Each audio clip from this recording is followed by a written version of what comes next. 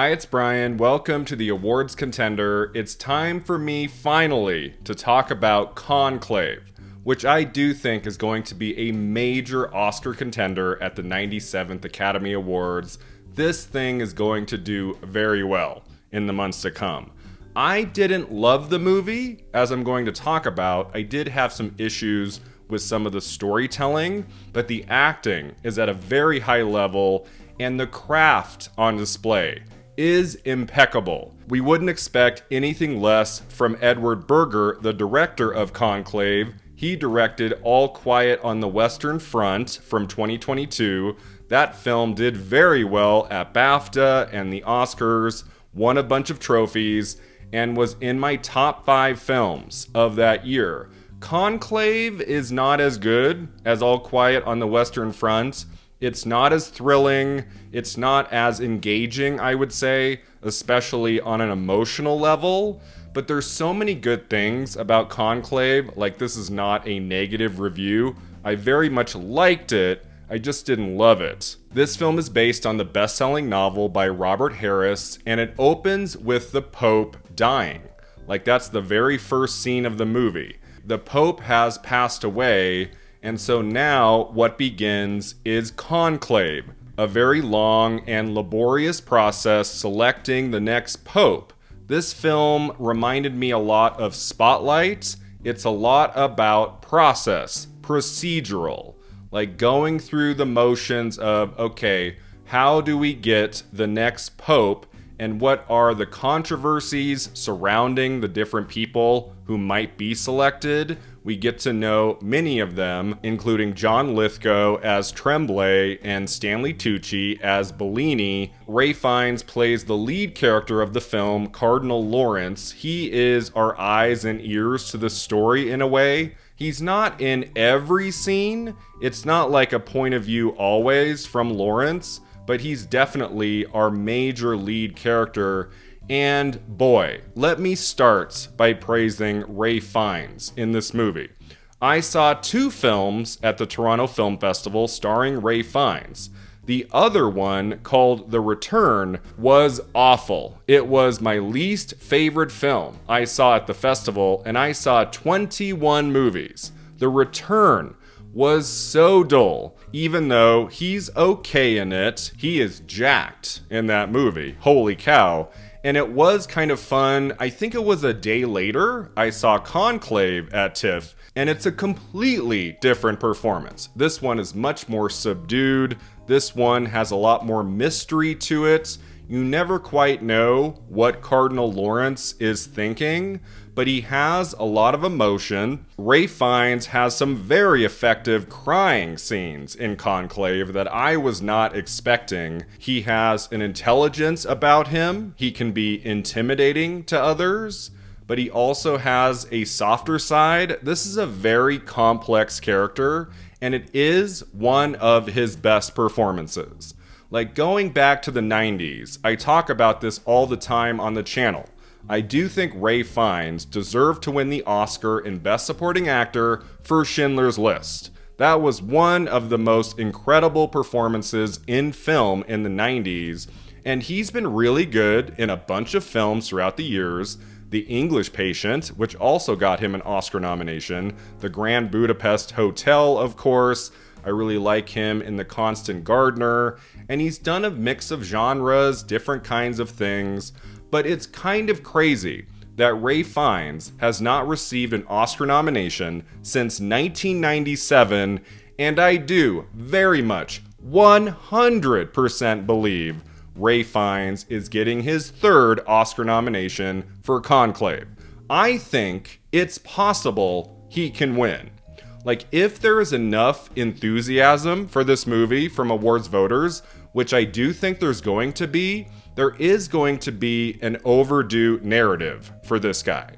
And the performance is there. It's very powerful. I had some problems with the storytelling, the screenplay, but there is nothing to criticize about the Ralph Fiennes performance. He is excellent in this. The supporting actors are also terrific. It was nice to see John Lithgow with another juicy role in a movie again. I feel like it's been a while. I see him in television projects here and there, but like a really good part in a movie, it's been at least, 5 to 10 years? He has a couple very effective moments in this, almost chilling moments, I would say. I don't think he can get an Oscar nomination in supporting actor. It's not that kind of performance, but he's very good in it. I think if somebody in this movie can get a supporting actor Oscar nomination, it is Stanley Tucci. He's in a little bit more of the movie, I would say, than Lithgow. He has a little bit more complexity about him. He has some wonderful scenes with Ralph Fiennes. They have a very intriguing dynamic together in this. So Tucci, still to this day, only has that one Oscar nomination for The Lovely Bones. He deserves to be nominated for something better than that movie. I think it could happen for him with Conclave, again, if there's enough support for the film overall. And then there's Isabella Rossellini, an actress I have adored so much of my life, like going back to Blue Velvet and Death Becomes Her. She's been in good things here and there, but she's never really had a moment to shine in a movie outside of Blue Velvet, maybe, to get her into the awards conversation. I was hopeful with Conclave. I thought, supporting actress right now is wide open. And if she can just have a few really great scenes in this movie, like maybe Rossellini can crash the best supporting actress race. I am sad to say she is barely in Conclave. She gets one significant moment around halfway through the film. Like, she takes center stage, and that's a great part. And I remember thinking, okay, if she can just have one more great scene somewhere in the second half, I think she can get in, but she kind of disappears after that. She's not in just one scene. She's got a few moments earlier in the film where she doesn't have a ton of dialogue. This is one of her most interesting characters, I would say. She definitely stands out, even though she's not in much of the movie. On the night I saw Conclave, I was like, no, she's not in it enough. I don't think it can happen. But I have been thinking about her character in the days since I've seen the film, and I feel like if Conclave is just a huge, colossal awards contender, gets into a ton of categories, and supporting actress still in the months to come is a free-for-all. There's not really a consensus who gets 4th place, 5th place. If she can get in at BAFTA, if she can get into one precursor, I don't think it's outside the realm of possibility that she could get in at the Oscars. It'll depend on if they can create a narrative for her, and if voters ultimately think she is in enough of the movie. I mean, Beatrice Straight won an Oscar for Network for one scene, basically. So it's like she doesn't have to be in 30 minutes of Conclave to get the nomination. It might be enough. I don't know. Right now, I don't see it. But if Conclave does well in the months to come, Rossellini maybe could get in. This film is also brilliant on a technical level. There were some shots in Conclave that took my breath away. The composition of some of these moments are really well done, and they kind of ratchet up the tension, especially in the second half. The cinematography is definitely Oscar worthy. I think the production design is great, costume design, the editing is pretty well done, and that score, what a banger score Conclave has. His last movie, All Quiet on the Western Front, won Best Original Score, beat out Babylon. Remember that? Bum, bum, bum, bum. Basically, I feel like All Quiet on the Western Front won score for just a few notes that were kind of memorable. I think the score to Conclave is better and is definitely getting in at the Oscars, could potentially win. I really dug the unique score to this movie. So why didn't I love Conclave? Why am I not giving it a 10 or a 9 or even an 8? To be honest, the story of the movie only worked for me in fits and starts. It was kind of doing a little of this. It opens really strong. I would say the first 5 to 10 minutes. I was like, oh shit, like strap in, this is going to be great. And then the storytelling slows way down. We get to meet a ton of characters. It's a little overwhelming, I would say, how many people Lawrence interacts with. And I felt like the scenes would go on too long. There wasn't a good sense of urgency, of tension in the opening 30 to 40 minutes, at least past that first scene. And I wasn't really vibing with the storytelling. It wasn't working for me.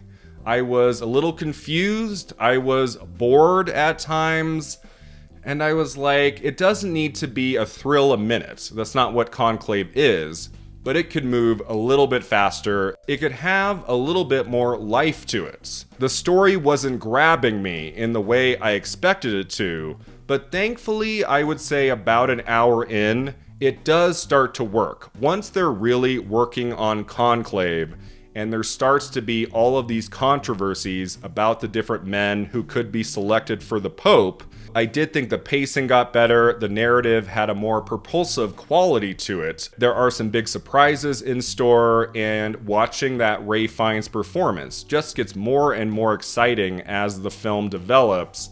But then, what dropped it again was at the end. I'm not going to give anything away, of course. The ending underwhelmed me significantly, to the point when the film cut to the end credits.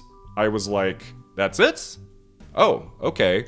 I felt like there was another 10 minutes to go. It didn't feel like the natural place to end the story, even though there is this big twist revealed, and it's interesting.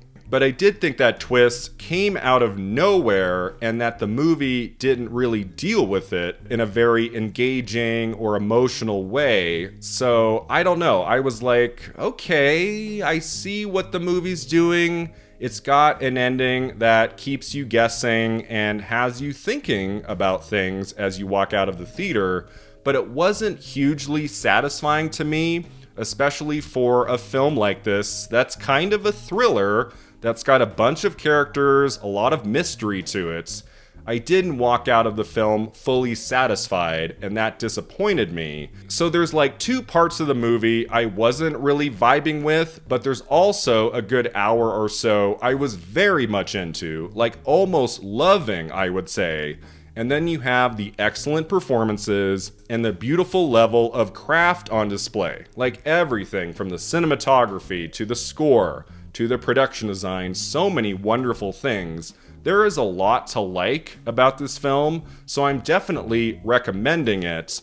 I'm just not saying it's one of the best films of the year. I don't think it's going to win Best Picture or Best Director anywhere. I don't think it's that good. If this movie can win one major Oscar trophy, as I said, I do think it's Ralph Fiennes. He's gonna be up there.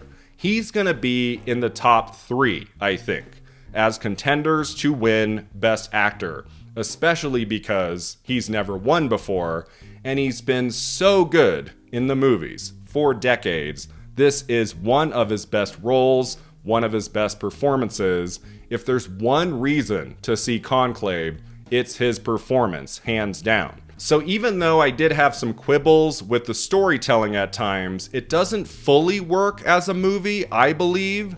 I do think Academy voters are going to go for this, especially the older ones. Like Conclave is going to do well at the Oscars and all throughout awards season. You are definitely going to want to check this one out.